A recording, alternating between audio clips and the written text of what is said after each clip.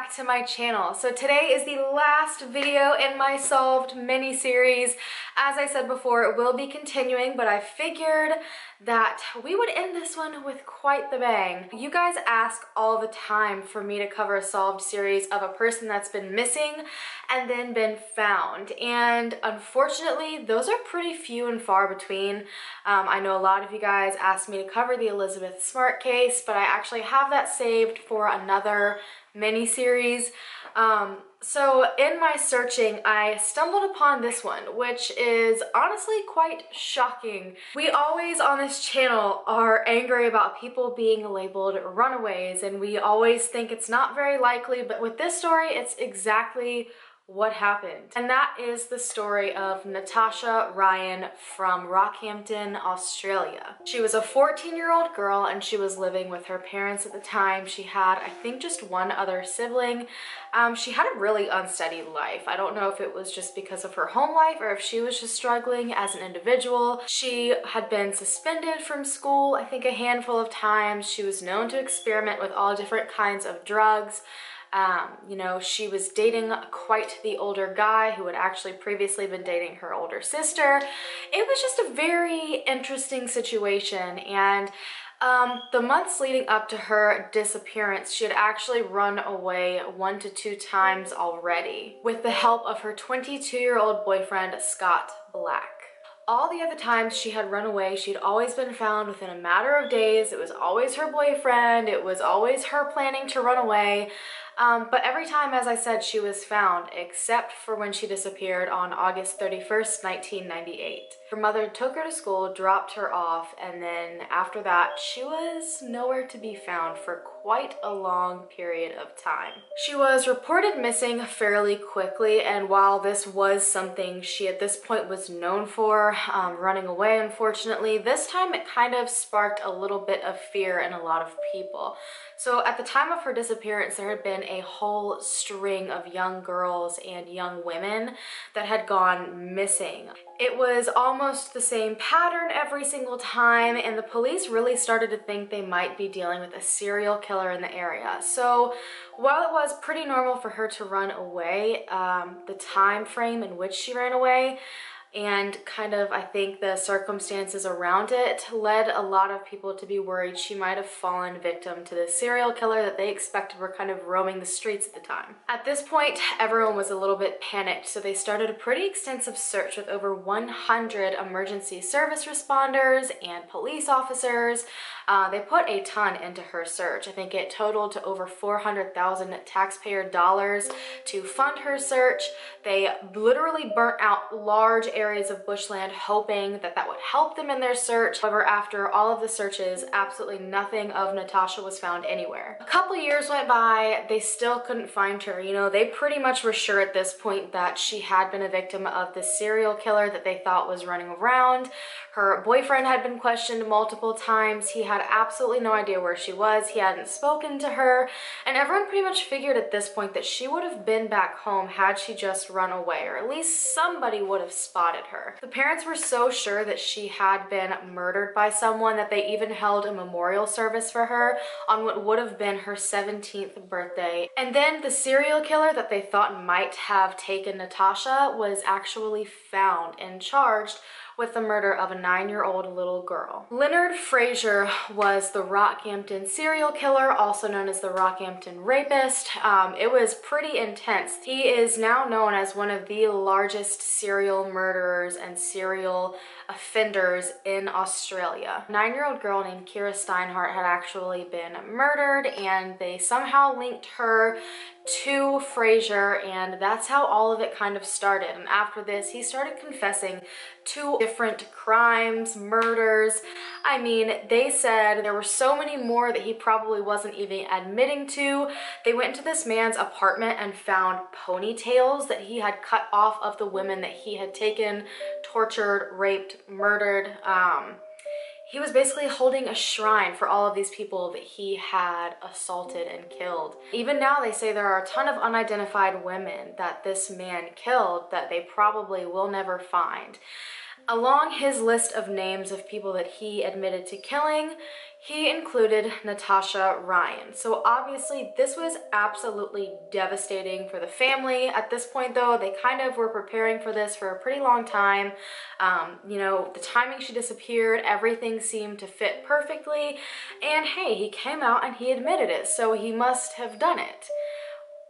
The answer is no. No, he didn't touch Natasha Ryan, because on April 10th, 2003, a couple years later, in the middle of his trial for killing Natasha and 3 other girls, a tip went into police. The tip was anonymous and it said, Natasha Ryan is alive and well, you can contact her here, and it had a number and an address. Police went and raided the house that exact same day, and guess who they found hiding in the cupboard? None other than Natasha Ryan.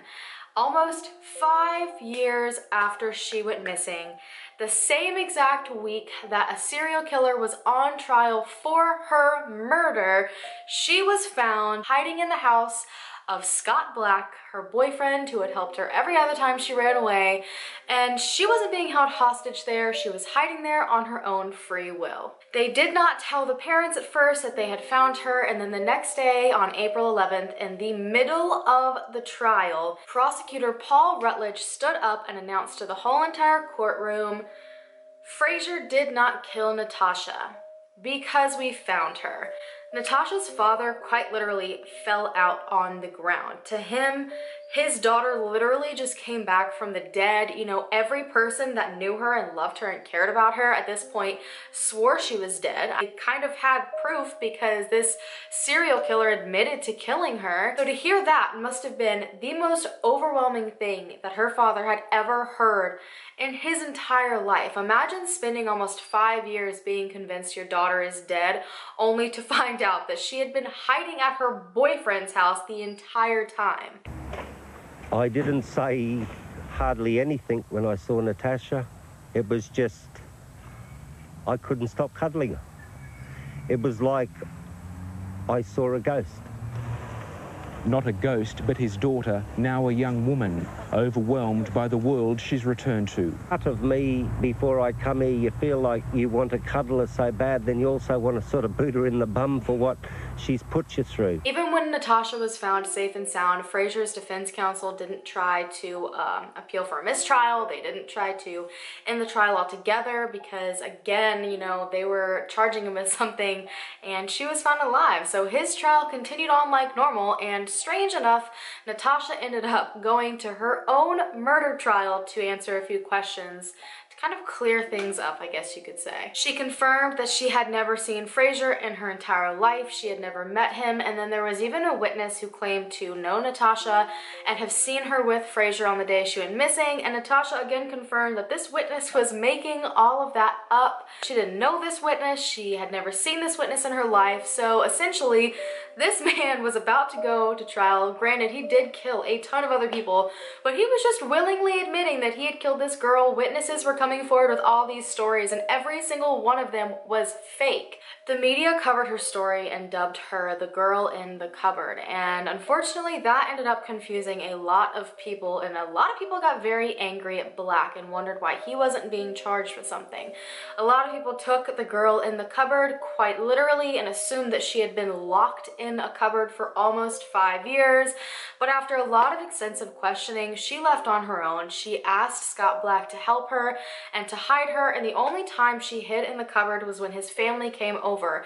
But even then, she stayed in this cupboard for hours at a time whenever he had anybody over. Scott Black was a milkman. He worked really early hours of the morning. They had lived in Rockhampton for a little bit, but then they moved to Yeppoon. I'm pretty sure I'm pronouncing that right, more towards the coast, where she pretty much spent the entire 5 years without going outside. She said she had not been in sunlight in years. She only came out a handful of times, and it had to be under complete darkness, and I think 1 or 2 times she somehow convinced Scott to hide in the back of his milk van, and they drove to the beach so she could go in the ocean for a minute. But other than that, she said she spent the entire time inside with all the curtains drawn so nobody would see her. She basically surfed the internet, watched TV, and lived this life in just just total solitude. When she was asked why she never came out and she chose to live this seemingly horrific life locked up inside in the literal dark, she said that the lie had gotten too big. You know, I'm assuming she probably didn't expect anyone to think a serial killer had murdered her, and then when he actually came out and confessed to it, she said that it was so overwhelming and terrifying because it had just gotten so huge that someone was literally being charged for her murder that she felt like she was kind of stuck and she couldn't do anything else about it. You know, she had started this lie to run away for reasons to this day she still will not disclose, and then it just kept snowballing and snowballing and snowballing into something bigger and bigger until she literally was trapped in her own lie. She was extremely pale, had a lot of deficiencies, really malnutrition. You know, she had been locked up, and that is not the way human beings are meant to live. Houses need to be aired out a little bit. Sunshine is necessary for our survival. So she really was in a very bad place, and I'm really worried that if she had not come out sooner, she would have ended up extremely, extremely sick. There was a point where everyone was attacking Scott again because he had been seen during this time while she was locked up in this house. He was partying, hanging out with friends.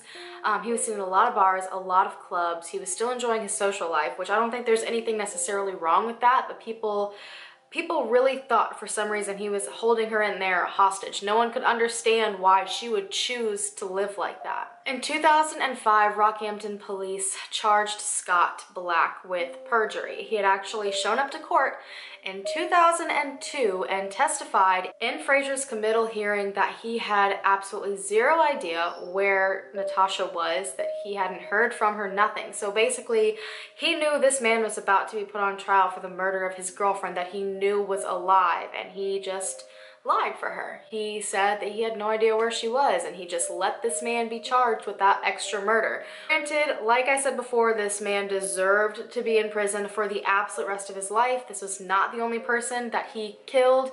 He really did torture and kill a ton of people. I'm going to make a video on him later on in another mini-series. Scott Black literally went in front of the judge and said, "No idea where she is. I've never seen her. She was literally sitting in his house." And he was willingly adding another charge onto this man's plate that he was actually innocent of. He was sentenced to 3 years in jail, which eventually was knocked down to just 12 months. And in this time span, Natasha went back to live with her mother, who was extremely angry at her. But again, you know, they thought their daughter was dead. So no matter how angry they were obviously going to take her back with open arms. She was a kid when she left. She made a dumb kid decision and ran away. I know a lot of times where I decided to run away as a child. Granted, I made it to like the woods behind my house, and that was literally it.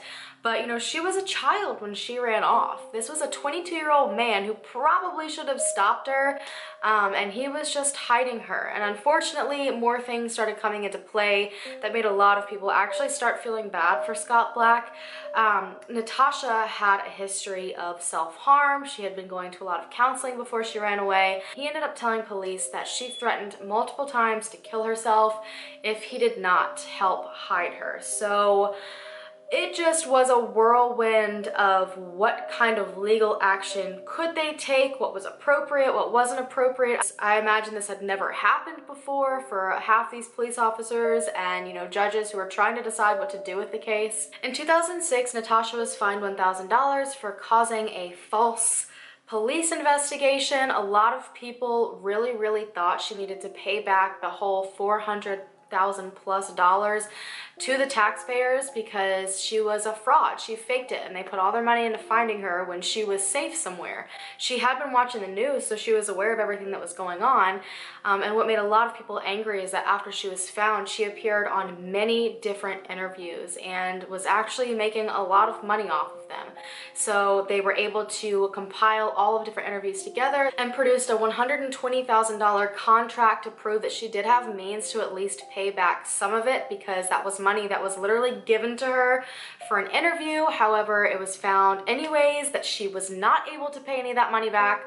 So the $1,000 was all she ever had to pay back. However, Scott again was thrown under the bus worse than Natasha for keeping her. He was fined another $3,000 in order to pay back $16,000 of the taxpayers' money. So he ended up paying back a small portion of that. After after that, they just continued to lead pretty normal lives. Natasha stayed with her mother for a while Scott was in jail, and then when he came out, they decided to live together again. They ended up having one son. I don't know if they have any more children. And Scott and Natasha then got married in 2008, and they ended up pissing a lot of people off all over again. Everyone already knew she'd made a lot of money off of interviews, and she kind of didn't have to pay any of the taxpayer money back.